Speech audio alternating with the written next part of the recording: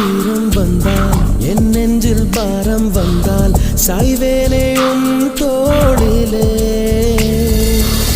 கண்ணீரே கூடாதென்றும் என் பிள்ளை வாடாதென்றும் சொல்வாயே அண்ணாலிலே